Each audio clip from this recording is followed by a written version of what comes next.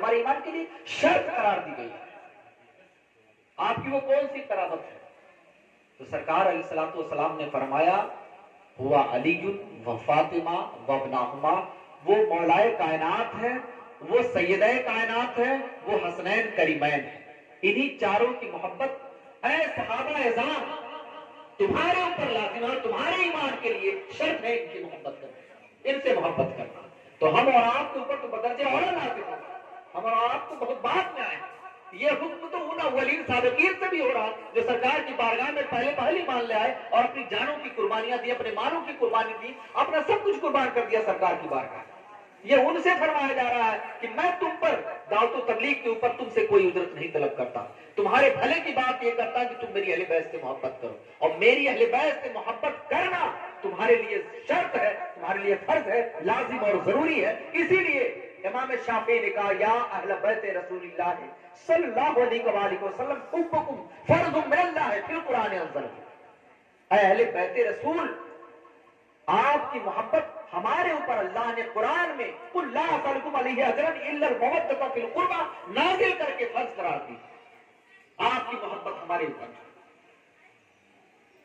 وَيَكْفِيكُم مِّنْ عَظِيمِ الْقَدْرِ مَن لَّمْ يُصَلِّ عَلَيْكُمْ لَا صَلَاةَ لَهُ. اور امام شافعی نے ان اللہ و ملائکتہ یصلون علی النبی یا ایھا الذین، جو بھی بندہ مومن نبی پاک صلی اللہ علیہ وسلم کے ساتھ نماز میں اہل بیت کو شامل نہ کرے اس کی سرے سے نماز ہی نہیں ہوتی. اور یوں ہی نہیں کہہ دیا انہوں نے، اس کا پس منظر ہے بخاری شریف کی حدیث 3370 نمبر حدیث. اس حدیث کے راوی کعب ابن اجرا یہ خود کہتے ہیں، یہ اس حدیث کے راوی ہیں، حضرت عبد الرحمن ابن ابی لیلہ سے کہتے ہیں اے عبد الرحمن ابن ابی لیلہ، کیا میں تمہیں ایک ایسی چیز تحفے میں نہ پیش کروں جس کو میں نے خود نبی پاک صاحب الاولاد صلی اللہ علیہ وسلم سے سنا اور وہ ہدیہ میں نے نبی پاک کی بارگاہ سے مجھے ملا ہے. کعب اس پر حضرت عبد الرحمن کہتے ہیں کیوں نہیں، آپ وہ مجھے ہدیہ، وہ مجھے تحفہ عنایت فرمائیں جو آپ نے سرکار سے حاصل کیا. اس پر آپ نے حضرت کعب ابن اجرا کہتے ہیں کہ نبی پاک صلی اللہ علیہ وسلم سے سوال کیا گیا. ہم نے سوال کیا کہ یا رسول اللہ صلی اللہ علیہ وسلم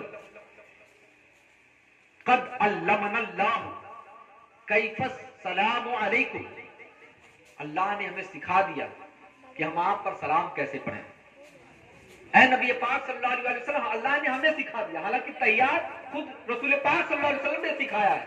عبداللہ ابن عباس، حضرت عبداللہ ابن مسعود اس حدیث کے راوی، تحیات کے راوی، جو تحیات ہم پڑھتے ہیں اس حدیث کے راوی جو ہے حضرت عبداللہ ابن مسعود ہے. تو تحیات ہو کے پڑھو.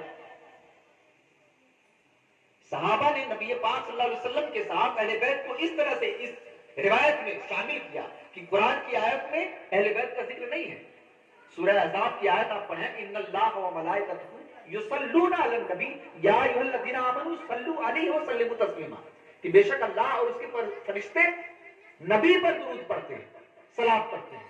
اہل بیت کا ذکر نہیں ہے آیت کی ٹیکسٹ میں، مگر جب آیت متن میں نہیں ہے ذکر اہل بیت کا. مگر صحابہ جانتے ہیں کہ جو بھی فضیلت اللہ کے نبی کو حاصل ہوگی اس میں اہل بیت کے یہ افراد ضرور شامل ہوں گے کہ ان کو اللہ نے کبھی سے جدا ہی نہیں کیا، نبی پاک سے اللہ نے کبھی سے جدا ہی نہیں کیا. یہ چار افراد اسی لیے تو پنجتن پاک کہا جاتا ہے. پنجتن پاک کے افراد اسی لیے کہے جاتے ہیں کہ ان کی جو شان ہے، ان کی جو منزلت ہے، ان کی جو مرتبت ہے، ان کا جو مقام ہے، دنیا کی کسی ہستی کو وہ مقام حاصل نہیں.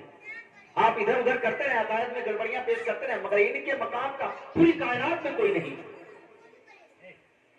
جب صحابہ نے یہ عرض کیا کہ ہم آپ اہل بیت پر صلاۃ کیسے پڑھیں، اے رسول صلی اللہ علیہ وسلم ہم کو سکھائیے، ان کے اس سوال پر سرکار نے بھی اعتراض نہیں کیا کہ تم آیت میں تو صرف میرا ذکر ہے، نبی کا ذکر ہے، تم اہل بیت کو کیوں شامل کر رہے ہو. آج کا مولوی ہوتا تو سوال کر دیتا، آج کا مولوی ہوتا جس نے اہل بیت کی شانوں کو گھٹانے کی کوشش کی، اور بنو امیہ کے زمانے سے آج تک 14 سال کے زمانے تک یہی ہوا. آج کا مولوی ہوتا سوال کرتا کہ آیت میں بھی ذکر نہیں ہے اور سرکار علیہ الصلوۃ والسلام کے صحابہ ہیں، وہ جان رہے ہیں، وہ اہل بیت کو شاپ میں ملا کر کے سوال کرتے ہیں، اور سرکار بھی ان کے اس سوال کو برقرار رکھتے ہوئے جواب دیتے ہیں قولوا اللہم صلی علی محمد وعلی آل محمد کما صلیت علی ابراہیم وعلی آل ابراہیم انک حمید مجید. اللہم بارک علی محمد وعلی آل محمد کما بارکت علی ابراہیم وعلی آل ابراہیم انک حمید مجید. دیکھا جا کے بخاری شریف اٹھا کہ نبی پاک صلی اللہ علیہ وسلم نے جو ہے صحابہ کے اس سوال کو رد نہیں کیا بلکہ ان کے اسی سوال کے مطابق جواب دیا کہ اس طرح سے تم نماز میں درود پاک پڑھو. اسی درود پاک کی طرف امام شافعی نے اشارہ کیا کہ یکفیکم من عظیم القدر من لم یصلی علیکم لا صلاۃ لہ. آپ کی عظمت اور بلندی کے لیے تو یہی کافی ہے، نماز میں جو درود و سلام نبی کے ساتھ ملا کر کے آپ پر نہ پڑے اس کی سرے سے نماز ہی نہیں ہوتی.